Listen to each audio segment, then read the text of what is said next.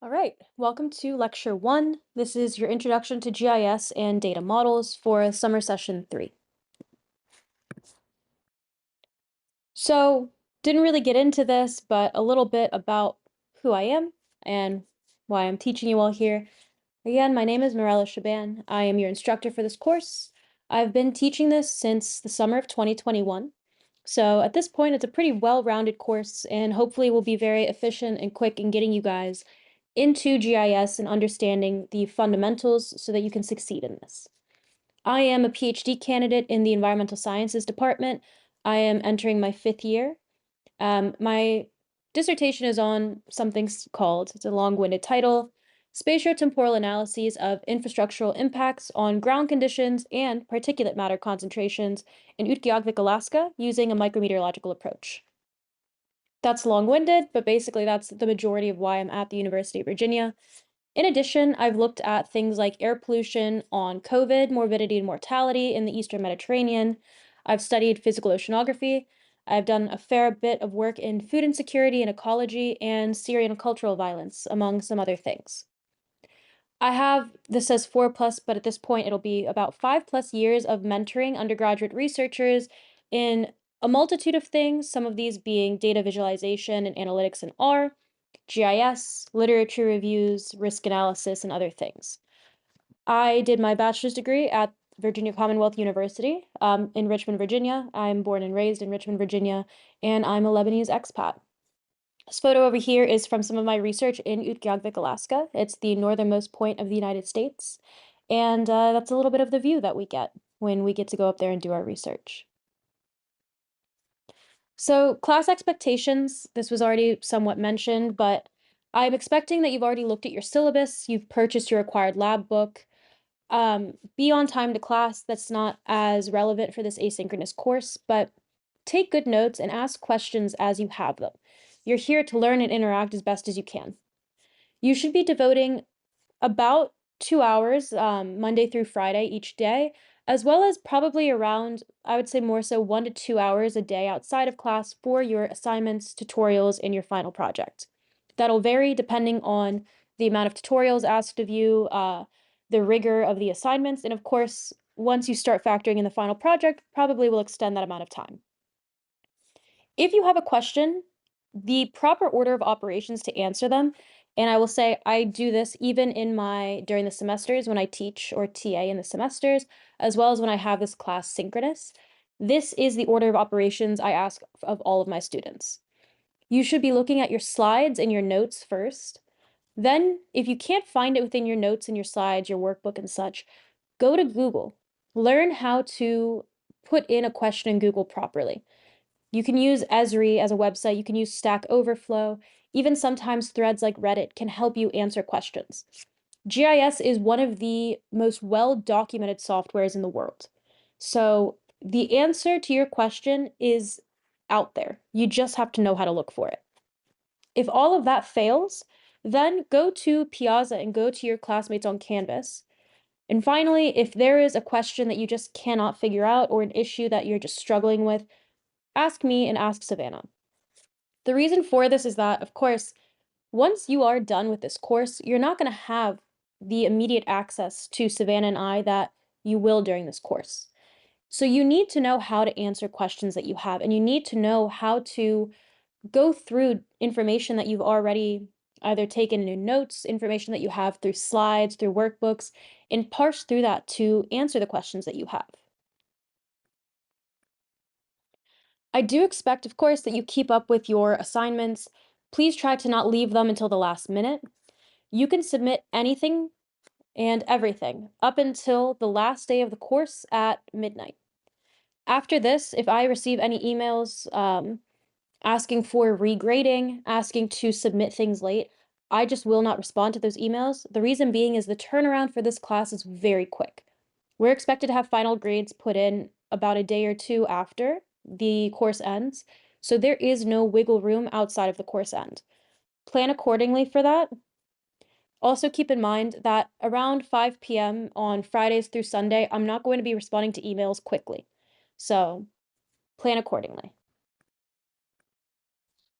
The outline for how this video is going to go, there's a potential that it might be split into two, but we're going to go into what GIS is, basic definitions and geographic concepts, the idea of a raster data frame versus a vector data frame, and then we'll get a little bit into introduction to data models. So what is GIS, right? What is it that you're studying here? It stands for Geographic Information Systems. It's a computer-based tool for mapping and analyzing things that exist and events that happen. The technology is really unique in that it integrates some common database operations with visualization and geographic analysis. So this is mixing data and pinpointing it to certain geographic locations, and as well, sometimes certain dates and times. We use GIS in our daily lives, whether we realize it or not, in query, measurement, and classification. One of the best ways, or I guess most relevant ways that we use GIS is in things like Google Earth and Google Maps, where we have pinpoints on a map, but we can also learn information from those pinpoints. We have metadata. So we can see what's the elevation, we can see what's located there. Maybe we can even access links from whatever it is that's located over there. With GIS, we're a little bit more analytical and where we may have data and we can visualize that data within that geographic space. It's applicable to a variety of fields. It's not just an environmental scientist's weapon, you know? It's in the toolbox of many people. You can use this in architecture, you can use it in urban planning. I've seen people use this in policy. I've seen people use this in demographic data and looking at spread of cultures, looking at spread of people. So you can represent data that goes or ranges from where the distance is of one body of water to another, tributaries and their sources. You can look at spreads of disease. You can look at the distance between some favorite restaurants and hangout spots on campus. So you have a capability of representing spatial information of basically any kind. There are some main pillars of GIS. The hardware, which is the device that you're actually running it on. The software, which is ArcGIS Pro. If you are somebody who's graduating from UVA anytime soon, there's a free version of a geographic information system called QGIS, but through the university, we have access to ArcGIS Pro. Another pillar is the data itself. So what is it? What is the data? What are you looking at? Are you looking at birds? Are you looking at streams? Are you looking at the spread of a disease? The fourth pillar is people. So you as the user who's putting together all this information. And the final method or the final pillar is your method. So how is it that you actually go about visualizing and analyzing your data and representing it? How do you utilize the software? What tools do you use? What hardware do you utilize to access ArcGIS Pro? So this is just a little infographic that kind of shows you all of the things that go into a geographic information software. Data communications, computer science, information management, cartography, photogrammetry and remote sensing, geodesy and GPS. This doesn't need to mean too much to you, but basically there's a lot that goes into it to give you access to a software that's this powerful. This is something I just want you guys to focus on the rectangle over here with the arrow pointing at it. Talk about geographic information. For something to count as a piece of geographic information, you have spatial data, as well as some sort of descriptive data, and then some sort of temporal data. So of course you need to have information on where the thing exists. Then you need to know what it is, this thing that you're trying to map. And then you also need to know, well, when is this information from? Are we doing a time analysis between change? Are we just looking at information from a certain year or a certain date? These are important context to when you're actually creating these maps. So some of the main components of a map, and this is what makes a map and an image different from one another. Typically, this would kind of be like a interactive thing, but of course it's asynchronous, so I have them listed. Any layout that you're ever asked to make, you have to have a legend, so telling us what the data is on that map. You need to have a North Star so that we can orient ourselves. You need to have a title so that we know what it is we're looking at, as well as some kind of a description of the map. It doesn't have to be long-winded, but just a very brief description so that your audience knows. And then a scale bar. So the ones that people will typically forget about are the easiest ones to add. And that's going to be your legend, your North Star, and your scale bar. Try not to forget those. So typically I would go over these definitions with you guys. I'm gonna kind of just quickly skim through this because you can pause the video and read these yourselves. You don't need to memorize them, but just kind of keep them in mind as we go through these lectures. If you don't recognize one of the words that I'm using, you can come back to this, maybe screenshot it. So a geodatabase or a database is a data storage container. It defines how that data is going to be stored and accessed by ArcGIS. The term geodatabase combines the spatial data with the kind of relational database system. So that's why it's called a geodatabase. It's data that has some sort of geographic reference in it. I'm going to switch us over to entities. So an entity is like a real world thing that we're trying to represent, such as a road or a building, whereas an object is a representation of those entities in our data models. So an entity may be a tree, but that tree on a map would be called an object. They're pretty interchangeable, nothing to be concerned with. Geographically referenced data, again, is data that's explicitly tied to some sort of known point on Earth. Then we have things like slope and summit. You should know these. If you don't, you can quickly look them up. Then we have some things of scale, nominal, ordinal, interval, and ratio that I won't go into. This is an example of an entity versus an object. So again, the entity may be the tree, the real world object. When you put it and represent it on a map, though, it's now called an object. And you can even see in the way that I said that, they're pretty interchangeable. It's not something to stress too much on.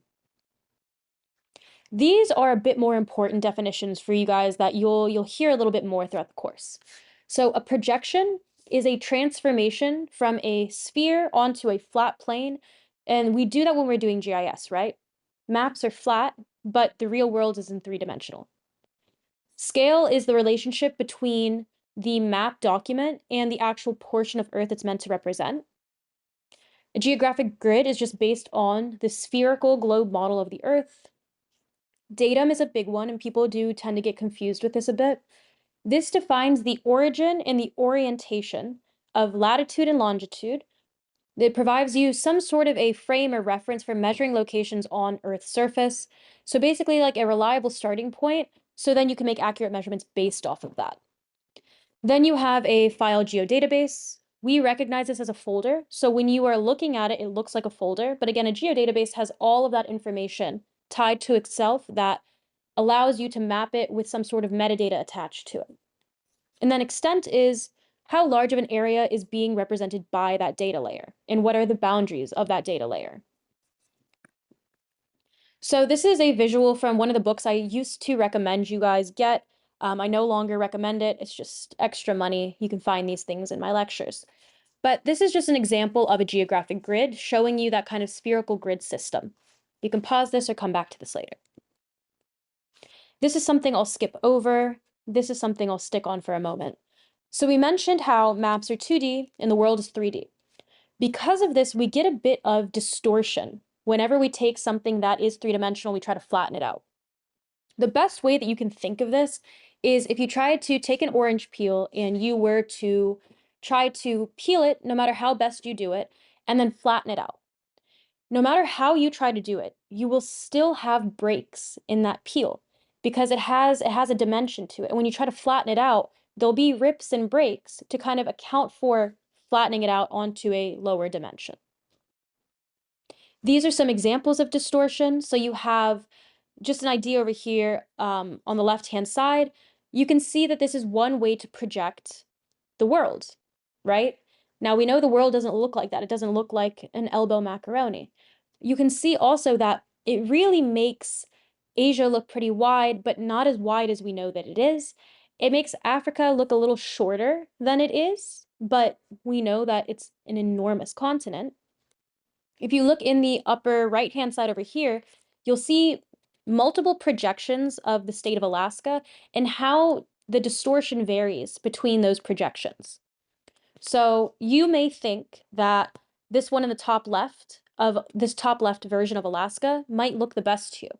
But depending on what it is that you're trying to look at on your map, you may not care what Alaska looks like if you're focused on St. Martin or if you're focused on the Amazon River, or if you're focused on the Philippines. You don't really care if there's projection in North America if your focus is elsewhere. However, if your focus is on Alaska, you would probably want to choose this version of Alaska, this projection that has minimal distortion to it. Finally, down here, you'll see the names of some very popular projections, and they're color-coded to show you what the distortion looks like based on the projection that you use. I won't harp too much on this. This is something that is kind of like a you learn it as you play with it type of thing, but it's just important to keep in mind that when your assignments ask you to use certain projections or they ask you to use certain datums and things, there is a reason because it does change what that piece of Earth looks like, and it changes the reference points that you utilize. Therefore, it can change the analysis. So you need to be careful and mindful when you are going ahead and selecting certain projections for whatever kind of distortion it may provide. So GIS can show or represent two different types of data, both continuous and discrete. So we know continuous data is something that takes on a wide range of values, whereas we have discrete that kind of is just, it's this or it's that. Examples of discrete, you can think of it stored kind of as a code, for example. So you have the numbers 1, 2, and 3. They may represent an oak tree, a maple tree, and a hickory tree. Whereas a continuous piece of data might be elevation, like in this example, where it's not just meters or it's not just elevation. It's a certain elevation. It's a specific number. So discrete data can occupy only one given point in space and time, where continuous data can continue. It can kind of vary across a surface without interruptions in it. An example of that is going to be tree cover across a hill. An example of discrete data is a home address. There's only one location that home address exists, whereas trees may be over an entire hillside. So point objects, just think of a point. Discrete objects, again, like a house or one specific tree. Linear objects will take up a little bit more than one point. This is something like a roadway. This is something like a river. It's a connection of points. So this is another example visually of continuous data versus discrete data. A hill has continuous data. That elevation changes as you go over that hill. Whereas population data is specific numbers. How many people live in the state of Virginia? It's this amount of people. How many people live within the state of New York? It's this many people. It doesn't vary. Of course, you can look further into it. You can look at the number of people in a town or a county, but it'll still be discrete because there's one number associated with that location, with that question.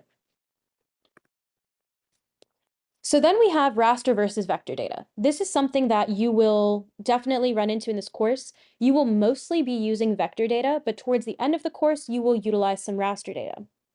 Vector data is typically discrete, whereas raster data is continuous. So vector data lets us see, again, where a home may be located, where a park may be located, where a country or a continent even is located, but it's just in one place. Whereas raster data is that continuous distribution across space. This is things like elevation, this is things like air pressure, this is things like temperature. It varies as you move around. One more thing is a grid cell, the size of it is called resolution. So smaller grid cells give you higher resolution. You can think of it like a TV. The more pixels that you have, the higher resolution, the better the image. The downsides to having a very high resolution object are the amount of times that it takes for something to load, and also the amount of space it may take on your drive. So although we may think that we'd always want some high resolution data, we do sometimes need to make a decision between what it is we're trying to show and what the resolution needs to be or can be to still get that message across. This is an example, just a different visual of discrete versus continuous data. On the left-hand side, we have discrete. So each cell has a specific code. It has a specific letter associated with a value. So if it's coded as A, that means that this is an area of agriculture. If it's coded as U, it is a developed area, so homes. If this is coded as R, that means there's a river in that location. So you could almost do like a paint play or paint a picture with something like this.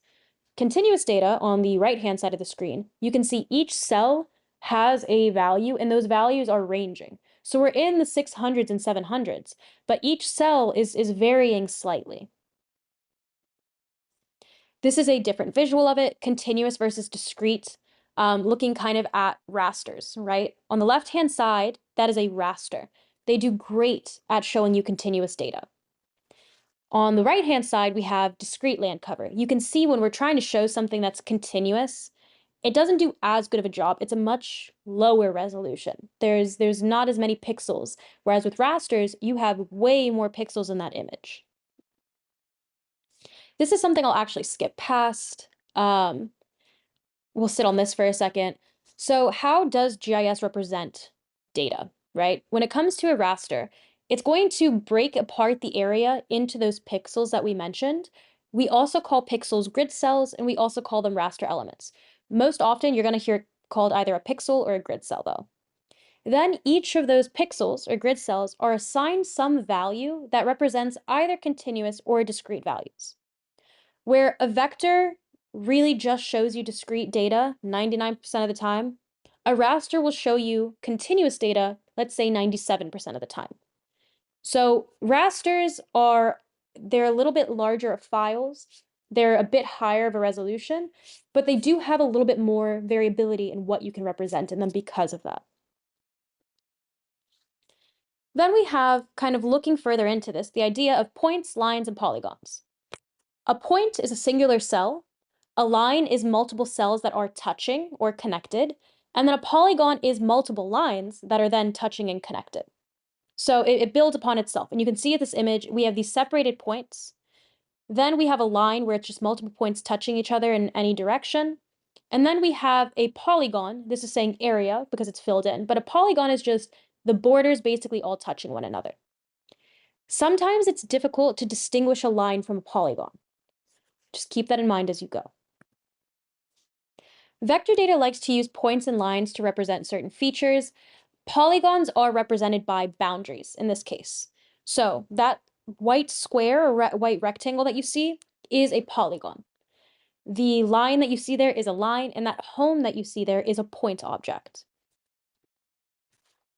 This is another example just showing you kind of vectors defining discrete features.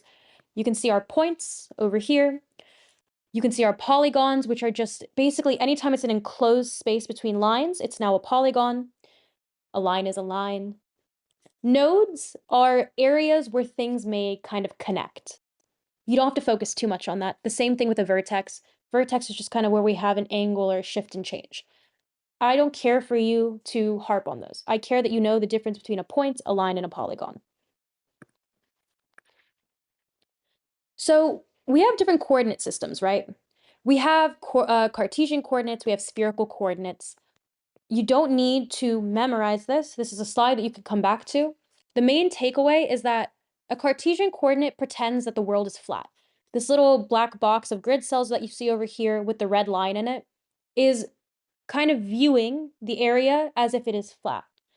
Spherical coordinates are angles. So we can see this represented sometimes in decimal degrees, which is something you're probably more familiar with. 34 degrees north, 75 degrees west. Or it can be shown as degrees, minutes, and seconds.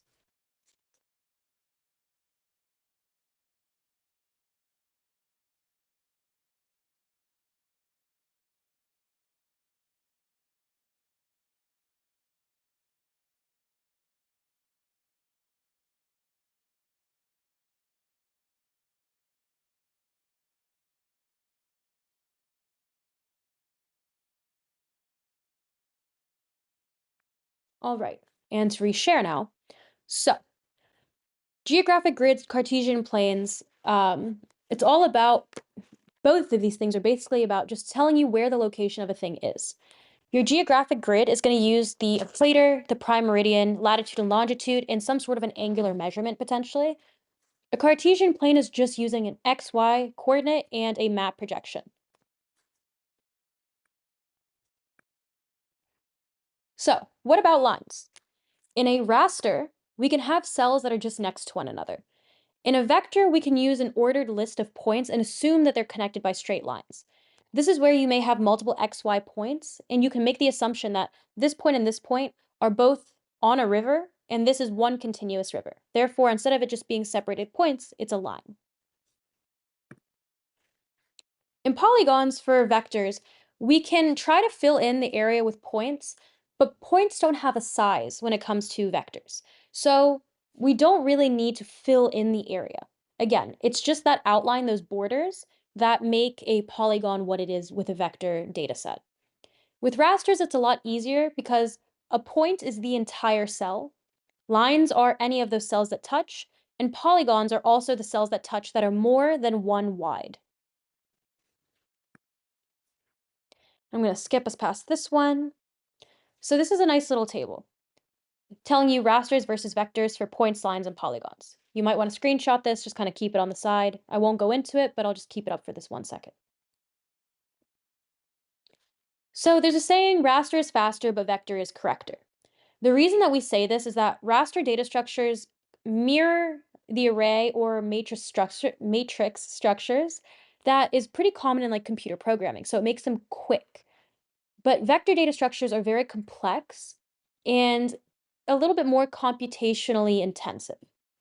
With that being said, though, they're far more precise. So where you may want some continuous data for topography, right, that you may use a raster for, you may have much more precise information and representation if you were to take that data and do it in a vector instead. We have some additional data types. I'm not going to go into them here, but just if you see these names like tin, terrains, or network data types, you're probably not ever going to run into them. They're pretty outdated for most data sets at this point, but you may see them. So what types of geographic information do we have? We've touched on this so far. Where is it, what is it, and when did it happen? Your spatial, your descriptive, and your temporal. All three of these things combined make some georelational data model. It gives you something that you can relate space, time, and entity to. So what are some examples of spatial objects? Here's some examples of where you may see different objects represented as either points, lines, areas, or volumes. We will not be talking about volumes really in this class. You can see that a line might be a series of boulders, or a boulder train, or a highway, right of way, or a power line, or maybe a river valley, or the river itself. The point representation may just show you where there's a mine, or where there's a chemical spill, where there's an airport, or where there's a tree. It's very basic information that you get with a point, whereas a line kind of gives you directionality sometimes even. Points occur at one place in time. Lines, we've talked about this already. Polygons have some sort of an area. Remember, it's going to be represented differently between a vector and a raster. In volumetric, think of a 3D object, things that have length, width, and height. I'll quickly go through this. We have different levels of spatial measurement. We have some levels that are qualitative, so nominal and ordinal things. We have some that are quantitative, like intervals and ratios. You don't have to worry about this too much for the actual practice. And I'll skip us past this. This is a big thing, metadata. So metadata is the descriptive data in your map. It tells you what you're actually looking at, or it tells your viewer more so what it is they're looking at, where it's from, what it is, maybe who even collected the data, when it was collected, all these things. It's very useful when you are downloading data, for example, to have metadata to give you some idea of what that data is, right? If you're getting a series of points on a map, if there's no metadata to tell you what those points represent, how would you know? They're just random points to you. It's a very simplified example, but it gives you an idea as to why it's important to have and include metadata. So, in class lab, of course, we're asynchronous, it's not in class. Your first assignment looks at geodatabases, layers, layouts, and symbols. So I believe it's still consistent that you're going to be doing assignment 1-1. Of course, check on Canvas like you saw in our last slides or our last video to see what's being asked of you. But with that being said, we'll go a little bit into what each of these things are, and then we will end this first lecture. A geodatabase is a collection of geographic objects that are used within object-oriented GIS. So these are going to have .gdb at the end of the thing when it's saved. When you go through a folder, for example, when you're actually on your desktop, you go into the Finder folder, you work your way into the assignment 1-1 folder, for example. You'll see a folder that has .gdb. Do not ever, ever delete anything from it. If you delete something from it, you have to completely re-download the data. You have to completely redo the assignment. It is none of your business what is inside of a geodatabase unless you are in the ArcGIS software playing with your geodatabase. Put that in your head early on and save yourself some stress. You may also hear it called a spatial database. These are interchangeable. These are going to contain things like tables, topology information, maybe some raster data, points, lines, and polygons, all sorts of things. The perks of a geodatabase are that they're optimized to both display information to you and to also store that information. This is why it's very important that you don't delete or move anything from a geodatabase. You may not understand what is inside that geodatabase, but your computer knows if something is missing or not, and it will freak out. A layer is exactly what it sounds like.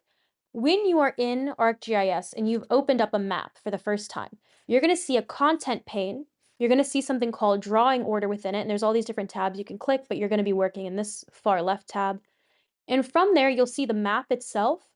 And each thing that is nested below the map is a different layer. So here you have a layer for states. Here you have a layer for gas. Here you have a layer for electricity. Each one of these stacks on top of each other like a sandwich. So whatever you want to have at the top of your map, whatever you want absolutely represented, you want to be listed at the very top in your layer or your contents pane. Over here, an example is you have kind of census boundaries, streets and addresses, administrative units, and then at the very top, points of interest. If this layer, points of interest, was at the bottom, you wouldn't be able to see it over all of the noise that these things are showing. So again, think of it like a sandwich. Whatever is on the top of the sandwich is what you're going to see. If you have a piece of bread on top, there's no holes in it, right? There's no gaps. You're not going to see anything below it. Let's say the top of your sandwich, for some reason, is a piece of Swiss cheese. Anywhere that there's a hole, you'll see down to the next layer. It works exactly the same. Then you have layouts. So you're going to be very familiar with this very quickly. Layouts allow you to actually place maps and the information like the scale, the north arrow, the legend, the title, onto those maps. So you have the descriptive data on top of the actual location-based data or GIS represented data. To make a layout, you go to the Insert tab in GIS and you hit New Layout. From there, there's different sizes. You can do like an American letter, you can do like architecture, notepad sizes. That's totally up to you which size you choose. For assignment 5, where you have to have 5 maps on one singular layout, you may choose to have a bigger layout page. For most of them, you may just choose to do the typical letter size. With that, I'll go ahead and stop my share. I would typically ask for questions, provide some time for answers, but my recommendation now that you've gotten through your first lecture is to go to the tutorials for chapter 1, work through all of those, and then go and start on assignment 1. From there, you'll be prepared for lecture 2, which will be a whole addition onto this. You'll hear us touch on some things from lecture 1. We'll open up on some new things and kind of play around with this asynchronous course as to what things we focus more in on and what things we kind of allow the workbook to take over. As you're working through these things, don't forget about Piazza. So post the questions that you may have, post the answers you may come up with, and as you work through this information, go ahead and post it. Go ahead and upload it so that Savannah and I can grade it. Go ahead and post the questions and answers or discoveries that you make to Piazza so you can get points for that too. And with that, this is the end of lecture 1. Good luck with tutorials and assignments for chapter 1, and I will see you in the video for lecture 2.